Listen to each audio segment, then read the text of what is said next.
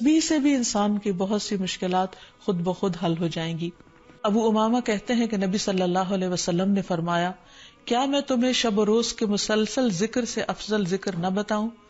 تم کہا کرو سبحان اللہ عدد ما خلق، سبحان اللہ ملء ما خلق، سبحان اللہ عدد ما فی الارض والسماء، سبحان اللہ ملء ما فی السماء والارض، سبحان اللہ ملء ما خلق، سبحان اللہ عدد ما احصا کتابہ، وسبحان اللہ ملء کل شیء، سبحان اللہ عدد ما خلق، سبحان اللہ ملء ما خلق، سبحان اللہ عدد ما فی الارض والسماء، سبحان اللہ ملء ما فی السماء والارض، سبحان اللہ ملء ما خلق، سبحان اللہ عدد ما احصا کتابہ، وسبحان اللہ ملء کل شیء، سبحان اللہ عدد ما خلق، سبحان اللہ ملء ما خلق، سبحان اللہ عدد ما فی الارض والسماء، سبحان اللہ ملء ما فی السماء والارض، سبحان اللہ ملء ما خلق،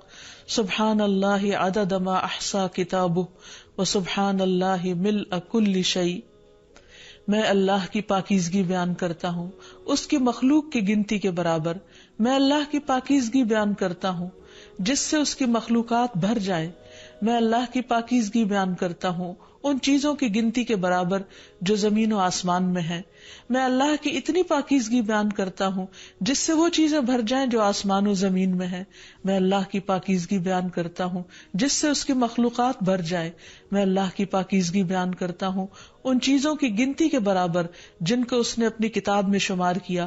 اور میں اللہ کی اتنی پاکیزگی بیان کرتا ہوں جس سے ہر چیز بھر جائے. پھر تم اسی طرح الحمدللہ کہو، یعنی جہاں سبحان اللہ کہا ہے اسی طرح الحمدللہ کہ میں اللہ کی اتنی تعریف بیان کرتا ہوں.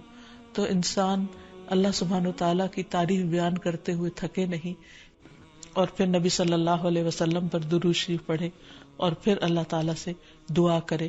کیونکہ حضرت انس سے روایت ہے، کہتے ہیں کہ میں نے رسول اللہ صلی اللہ علیہ وسلم کو فرماتے ہوئے سنا کہ اللہ تعالیٰ نے فرمایا، اے ابن آدم، تو جب تک مجھے پکارتا رہے گا اور مجھ سے امید رکھے گا میں تجھے معاف کرتا رہوں گا جو بھی تجھ سے ہوتا رہا، اور مجھے اس کی کوئی پرواہ نہیں.